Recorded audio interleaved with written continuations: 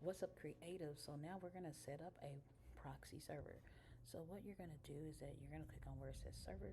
You're going to click where it says local host.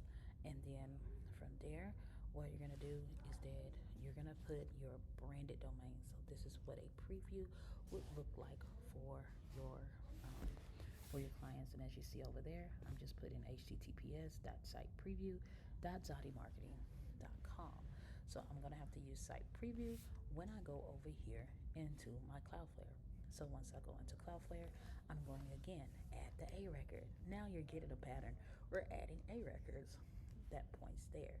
So, but this one, you're going to have to put a star in front of it. The reason why you're putting a star in front of it is because it needs to say whatever it is, site preview.dotymarketing AI.com. Okay, so once you put it in there just like that, you're going to say save. You're going to get this notification. That's absolutely fine.